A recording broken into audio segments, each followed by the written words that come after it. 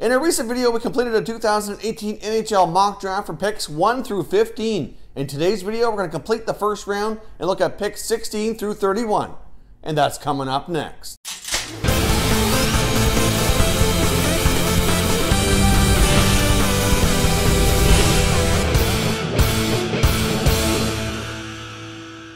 Hey everyone, and welcome back to another video here at Top Shelf Hockey. If you're new to the channel, thanks for stopping by. We review and discuss all 31 NHL teams. So if you're a huge hockey fan, consider subscribing and clicking the bell so you don't miss anything. So as I mentioned off the top, today we're going to complete the second half of the first round as we complete our 2018 NHL Mock Draft here. Now there was a previous video where we completed picks 1 through 15. I'm going to link that down below in the description, and I'm also going to pin a comment at the top of this video as well with a link to that video should you want to watch that one as well to get the top 15 picks. I decided to make this into two separate videos, going to break up the first round in half, just so I wouldn't make one video too long, so it could go a little bit more in-depth into each prospect and tell you a little bit about them, instead of just telling you who I thought they should pick. So without further ado, let's jump into pick 16 through 31. The number 16 overall pick is held by the Colorado Avalanche. I have them selecting center Joe Veleno from Drummondville in the QMJHL. Now, for the bulk of his junior career, Veleno spent with the St. John Sea Dogs and was recently traded this past season to Drummondville. He was the first player ever in the QMJHL's history to be given exceptional status to enter the league a year early because of his exceptional play at the lower levels. So Veleno has a lot of major junior experience to his name already, and he did have a lot of success in St. John. If you're not familiar with Veleno, he's a good-sized center iceman, pretty solid on the power play, good playmaker. He's got a decent shot, but sometimes I find he doesn't use it enough. But he's a pretty solid center iceman here. Veleno's definitely one of the top 3 centers available in this draft, and based on Colorado's current needs, if you look at their roster and where they should build upon, I thought a strong center iceman would be an excellent pick for them. So I have them selecting Veleno as the number 16 pick. Now the number 17 pick belongs to the New Jersey Devils. I have them selecting Russian winger Vitaly Kravtsov. Now Kravtsov's a player who's kind of risen up the ranks here a little bit recently. He's a pretty good sized winger, 6'2", 183 pounds. He has some pretty good puck skills. He can be pretty offensive, but he can also play with some grit and some physical play as well. So he doesn't shy away from that stuff. He's good in the corners. So based on all the players available, I thought New Jersey would go for the good-sized physical scoring winger here in Kravtsov out of Russia. Number 18 pick belongs to the Columbus Blue Jackets. I have them selecting a defenseman out of the U.S. National Development Program, Bodie Wild. Bodie Wild is a tremendous defenseman. He certainly has good puck skills. He's good defensively. He's got good size. He's 6'2", 196. Like I said, he's pretty good with the puck. He's pretty good defender. I guess the one thing that sometimes comes into question with Bodie Wild is his hockey sense around some of the decision making around some of his plays, but hopefully with some good coaching that could improve over time. But Wild is certainly looked upon as being a pretty decent two-way defenseman, somebody who can be physical, defend well, and put up some points. The number 19 selection belongs to the Philadelphia Flyers, and I have them selecting another defenseman out of the U.S. National Development Program, K'Andre Miller. K'Andre Miller is a big guy, 6'4", 205 pounds. He's a tremendous athlete. Miller spent most of his hockey career so far playing in a forward position, but recently in the last few years switched back to defense at the recommendation of one of his coaches, and it's worked out quite well. As I mentioned, he's a tremendous athlete. He's a really big guy, and a lot of scouts view him as having a ton of potential. Miller's a very strong skater. He's got a very powerful stride, and he also is a very, very solid defender. And because he's such a great athlete, a lot of scouts view him as potentially being a top 4D in the NHL, who could certainly be like a minute muncher at the pro level because he has great condition, great athlete, and with those strong defensive abilities, he certainly can pitch in on the offensive as well. So Miller's committed to going to the University of Wisconsin after the draft here, so that's where he'll be playing in the fall, which is another great opportunity. He can learn under Tony Granato, who's a tremendous coach as well, and it can hopefully have him develop and help get him ready here for the NHL. But I could certainly see him playing in Wisconsin for probably at least 1 or 2 seasons before he's ready to make the pro jump. But Miller certainly has a tremendous opportunity and a ton of potential to be a strong defenseman in the NHL. Number 20 selection belongs to the Los Angeles Kings.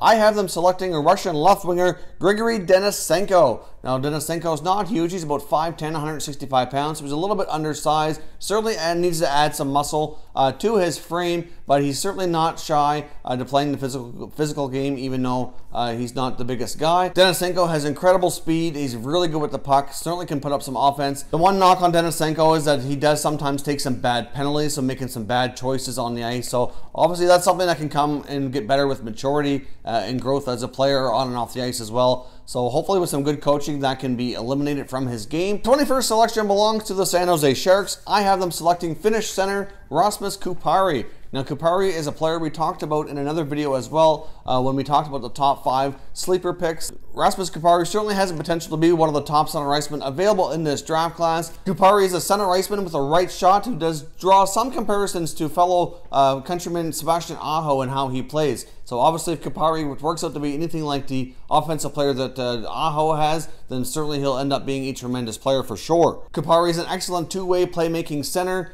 He's got an excellent shot, pretty decent speed, but more than anything, I think the thing that sticks out for me the most is his stick handling and playmaking ability. So this guy certainly has the potential to be probably a top 2 center iceman in the NHL. But obviously I think he's going to need a little bit of time to mature to get there. We're probably looking at least 1 or 2 years out before he makes his debut in the NHL. But he certainly has a ton of potential, and I can see him fitting into longer term plans here with the Sharks organization. The 22nd selection in the NHL draft this year belongs to the Ottawa Senators, and I have them selecting German-born winger Dominik Bokk. Now, Dominik Bokk was born in Germany, but has been playing his junior hockey in Sweden. He's a very skilled winger with a lot of speed and a lot of offensive upside. Bokk has drawn some comparisons in this game to Vancouver Canucks prospect Elias Pettersson. There was even a quote from Pettersson himself saying that he felt Bokk possessed a lot of the same attributes and qualities that he does, and he sees some similarities in his game. So obviously, if Bokk turns out to be nearly as good as Pettersson looks so far, he'll certainly be a tremendous pickup. But Bokk has been one of these players this year who's slowly risen up the ranks throughout the draft and kind of gained a lot of momentum with his strong play. But Bokk is one of those guys who could be a sleeper pick. We mentioned him in our top 5 sleeper pick videos as being a player to watch in this draft. You know, I've seen different scouting services have him ranked anywhere from like 20th to 30th. Some even have him down below and into the 2nd round. But I think Bokk is going to go a little earlier than a lot of people expect. I think a lot of NHL scouts are going to have him pegged a little bit higher due to his raw potential and his offensive upside.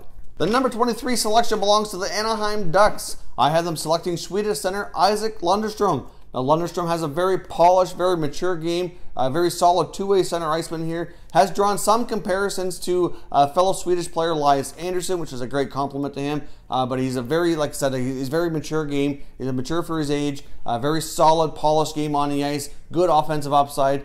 Good defensive instincts as well. And I think he'll make an excellent two-way center here in the NHL. The number 24 selection belongs to the Minnesota Wild, and I have them selecting center iceman Ty Dellandrea of the OHL. Dellandrea is a right shot center iceman with pretty good size. He's 6'1", 190 pounds. He's got pretty good skill, pretty decent defensively as well. But he's certainly a center iceman in this draft. It doesn't get a lot of discussion. Dellandrea, I think, is one of the forwards in this draft. You could say probably hasn't had a lot of hype.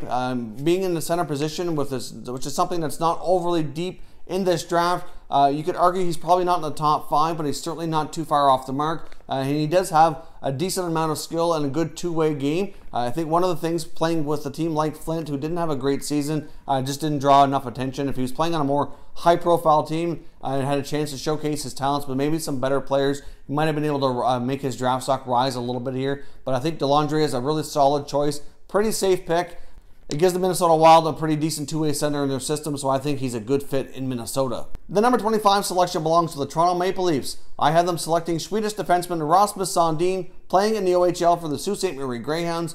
He got to play for a very solid team in Sault Ste. Marie. Rasmus Sandin is a very mobile, offensively gifted defenseman. Not too bad defensively, but certainly the defensive part of his game is the area that needs some work for sure. Sandin certainly has great hockey sense. He's a great skater, great at getting the puck up the ice. With a little bit of work on his defensive play, and he could really turn into a solid two-way D in the NHL. Number 26 selection belongs to the New York Rangers, and I have them selecting defenseman Ryan Merkley of the Guelph Storm in the OHL. Now, Merkley is certainly a little bit of a controversial pick. You could probably argue that Merkley has top 10 or top 15 talent for sure. He's a very, very talented offensive defenseman. His offensive instincts are, one of the best in this draft easily. Unfortunately, the one thing that's kind of dropped Merkley's stock is his lack of, commitment to getting better on defense and a little bit of an attitude problem. In some cases, we've heard some scouts say that his attitude just isn't great, and his stubbornness, to want to get better defensively is frustrating for some coaches and teammates.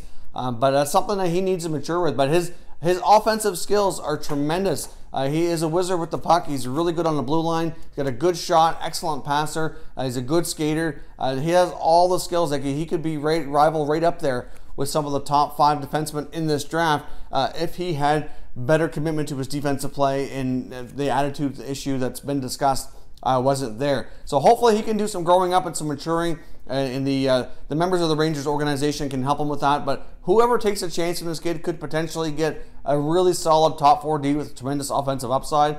But he is a little bit of a risky pick, but it very well could be worth it if it can help him grow up and mature and work those things out of his game. Our 27 selection belongs to the Chicago Blackhawks. I have them selecting defenseman Jared McIsaac of the Halifax Mooseheads from the QMJHL. McIsaac is easily one of the better defensive defensemen in this draft class for sure. He's got good size, he's a good skater, he's a pretty good puck mover, he's certainly no slouch offensively speaking. He had a real big flurry of offense, almost a point per game for the last 20 games of his regular season here with Halifax this past year. So he certainly has offensive capabilities, but he also has that ability to play a more stay-at-home type defensive game. So if you pair him with a defenseman who's very offensively gifted at the NHL level, he would complement them very well with his ability to pitch in with the offense, but not necessarily be doing those high-risk type of plays. McIsaac is a defenseman who's tough to play against. He certainly does not shy away from the physical play. He's a very stout defender, so obviously that makes it tough on his opponents.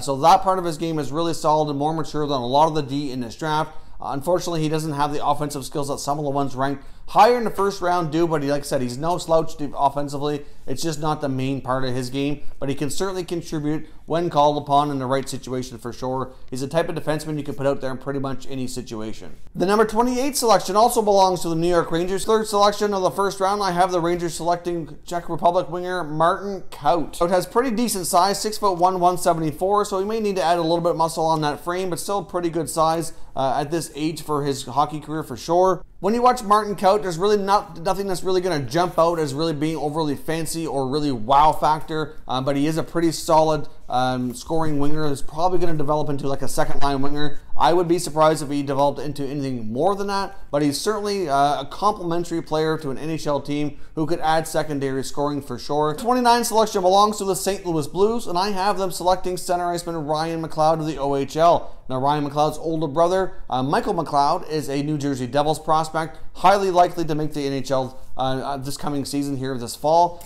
Ryan McLeod does have some similarities to his brother Michael. Is a really solid two-way center iceman. He's got pretty good size. He's already 6'2" and 190 pounds, so there's certainly no issues that way. From a size perspective, he's certainly NHL ready. I can see him possibly playing another year with junior to kind of gain a bigger role with his team and to kind of really give himself a big confidence boost and have a chance to develop his skills at that level for one more year, with possibly maybe another year after that in the American Hockey League. So I can see him probably being about 2 years out from jumping to the NHL, but he certainly has the potential to be a solid number 2, maybe a number 3, a really good number 3, or a solid number 2 center iceman. He doesn't have like huge offensive skills, but he's certainly no slouch at all, but he certainly has the potential to be a really solid number 2 type two-way center who can play against other teams' top lines. The number 30 selection belongs to the Detroit Red Wings. I have them selecting Swedish center Jakob Olofsson. Now, he's a right shot center iceman with pretty good size. Olofsson is 6'2", 192 pounds already, so obviously he's got a good size NHL frame. Pretty solid center iceman. There's no real glaring gaps or holes in his game here. I mean, he's not tremendously gifted offensively, but he's not a slouch either. He's pretty solid defensively, so you're going to get a pretty decent two-way center. At this point in the draft, I think you're going to get a lot of players who have a lot of potential and a little bit of a project, but I think with Olofsson having good hockey sense, good size, there's a lot to like about his game. Like I said, there's really nothing that he's really sticks out on as being a real star in one particular area, but there really aren't any holes in his game either. Like, he's just a pretty solid hockey player. Overall, the Red Wings may have a little bit of a difficult time determining exactly where he fits into their lineup, but I can certainly see him, having another year or two of development, trying to figure out his way to the NHL and see where he goes.